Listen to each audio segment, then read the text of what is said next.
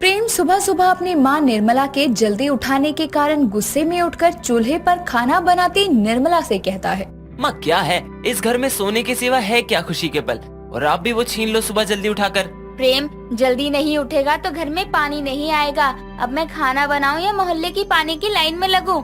आप मेरी नींद सुबह सुबह इसलिए खराब करती हो ताकि मैं पानी भर सकूं। हद है, इससे अच्छा अपने घर में एक प्योरीफायर लगवा लेते हैं। निर्मला प्रेम की ये बात सुनकर उसके कान के नीचे एक लगा कर कहती है। तेरी माँ अंबानी के घर में काम नहीं करती, बल्कि अपने शहर के घरों में बर्तन मांजने और खाना बनाने का काम करती है, और उससे तुझे 2 वक्त की रोटी मिल रही है, वही बहुत है। अब जल्दी जा और पानी की लाइन में लग जा। बेचारा प्रेम चुपचाप एक थप्पड़ खाने के बाद बाल्टी उठाता है और मोहल्ले में पानी की लाइन पर लग जाता है। दोनों माँ बेटे एक दूसरे का सहारा थे। पति के मरने के बाद निर्मला का सब कुछ चला गया, सिवाय घर और बेटे के कुछ नहीं बचा था। इसीलिए अब उसे अपने घर को चलाने के लिए दूसरों के घरों पर काम करना पड़ता था। ऐसे ही एक दिन निर्मला के काम पर जाने के बाद प्रेम अपने घर के बाहर बैठा था। तभी उसकी पड़ोसन कांता अपने घर में कुछ लोगों को घर दिखाने के लिए लाती है। ये देखकर प्रेम उससे कहता है, अरे कांता आंटी, घर बेच रही हो क्या? अरे ना ना प्रेम बेटा, पागल है। हम गरीबों के पास ले दे के एक ही अपना घर होता है, उसको बेच के सड़क पर थोड़ी आना है। वो तो ऊपर एक कमरा खाली पड़ा है, सोचा किराएदार रख लूं, 2 पैसे ज्यादा आएंगे तो खाना अच्छे से खा पाएंगे। कांता इतना कहकर अपने घर आए लोगों को घर दिखाने लगती है। ये देखकर प्रेम के मन में भी किराएदार रखने का ख्याल आता है। और शाम को जब निर्मला काम से घर आती है तो वो अपनी माँ को पानी पिलाते हुए कहता है, माँ मैंने कुछ सोचा है जिससे हमारे पास बैठे बैठे पैसे आएंगे हर महीने। कौन सा खजाना हाथ लग गया तुझे, जो ऐसे बैठे बैठे पैसे देने वाला आ रहा है कोई? माँ माना हम गरीब हैं, लेकिन हमारे पास ये घर तो है, इतना बड़ा घर है, और रहने वाले हम 2, तो क्यों ना हम अपने ऊपर वाले फ्लोर पर किराएदार रख लें, इससे हमारे पास हर महीने पैसे आएंगे। जी नहीं, ना जाने कैसे कैसे लोग आते हैं किराए पर रहने। कल को कोई किराएदार बनकर हम गरीबों का घर ही हथिया ले गया तो हम कहाँ जाएंगे? गरीब तो है ही, घर से भी हाथ धो बैठेंगे।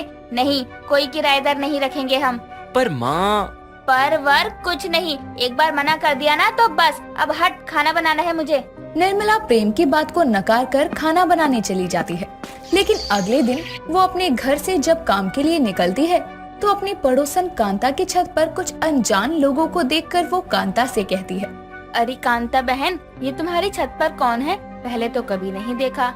कोई रिश्तेदार आए हैं क्या तेरे घर? नहीं नहीं निर्मला बहन, मैंने किराएदार रखे हैं पूरे 3000 महीने में।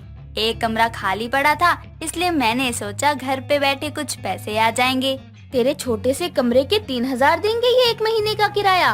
हाँ, आजकल घर मिलना बहुत मुश्किल है बहन, तो अगर किसी को अपने सर पर छत मिल रही है ना, तो वो उसके लिए इतने पैसे आराम से दे देगा। सही है, अच्छा मैं चलती हूँ, काम के लिए देरी हो रही है। निर्मला काम पर जाते जाते इस बारे में बहुत सोचती है और शाम को जब वो काम से घर आती है तो अपने बेटे प्रेम से कहती है, प्रेम बेटा, मैं कह रही थी रख लेते हैं किराएदार, अब कमरा खाली पड़ा है, इससे अच्छा कोई रह लेगा। हाँ, अब कैसे मान गई माँ?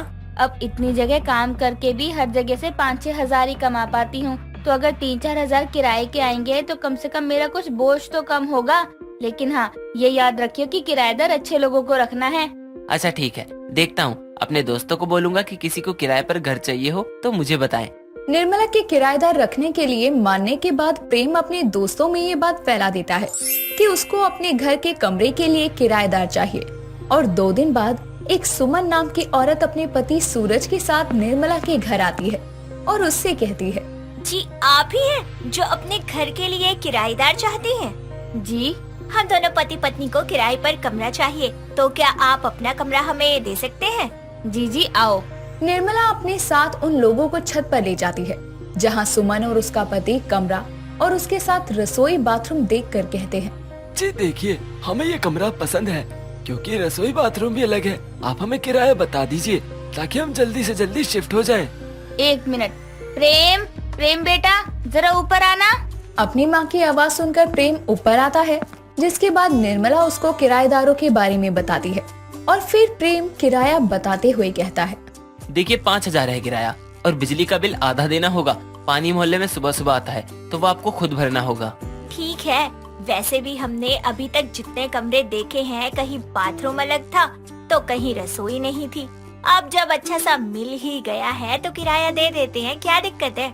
सूरज और सुमन अगले दिन से ही अपना थोड़ा बहुत सामान लेकर निर्मला के घर रहने लगते हैं। किराएदारों के आने के बाद से निर्मला के घर में रौनक लगी रहती थी। सुमन अपने पति के घर पर ना होने पर निर्मला के पास आ जाया करती और दोनों खूब बातें करती। लेकिन एक शाम कांता के घर से शोर आने लगता है। निर्मला बाहर आकर देखती है तो कांता अपने घर के आगे बैठकर रो रही थी, जिस पर निर्मला उसके पास आकर कहती है, अरे कांता बहन, क्या हो गया? क्या बताऊं निर्मला बहन, ये गरीब तो किराएदार रखने पर लुट ही गई है। किराएदारों ने पहले बोलचाल बढ़ाई और फिर धोखे से मेरे घर को अपने नाम करवा लिया, एक कागज पर साइन करवा कर। क्या? हे भगवान, कांता बहन, तुम्हारी देखा देखी तो मैंने किराएदार रखे थे और उन्होंने भी एक दिन मुझसे एक पेपर पर साइन करवाए थे। क्या? हाय राम, अब तो तेरा घर भी गया निर्मला। हम गरीबों को किराएदार रखना भारी पड़ गया। ये सुनकर निर्मला जल्दी से अपने किराएदारों के कमरे में जाने लगती है। तभी वो अंदर से सूरज को सुमन से कहती सुनती है, सुमन, अब हमें कोई दिक्कत नहीं होगी। लंबे समय के लिए हमें हमारा ठिकाना मिल गया इस घर के रूप में। अब हमें हर तीसरे महीने में घर के लिए भटकने की जरूरत नहीं है। जी सही कहा आपने। मुझे तो लगा था यहाँ गरीबों की बस्ती में ये सब होना मुश्किल था, लेकिन यहाँ तो सब कुछ आसानी से हो गया।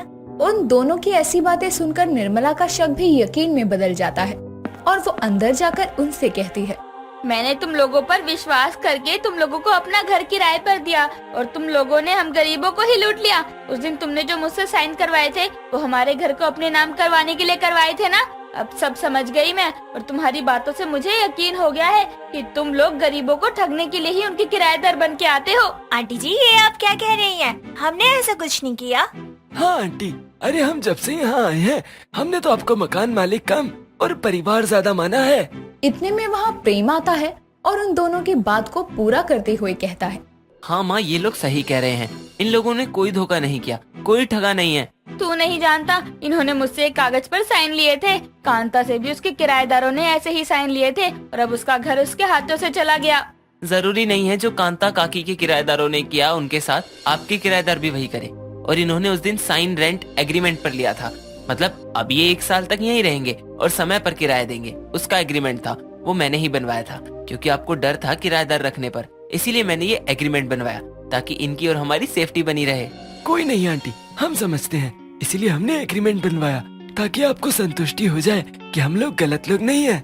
निर्मला को सच पता लगने के बाद वो अपने किराएदारों से माफी मांगती है और अब 1 साल तक उसके पास सुमन और सूरज उनके घर परिवार की तरह हिस्सा बनकर रहते हैं।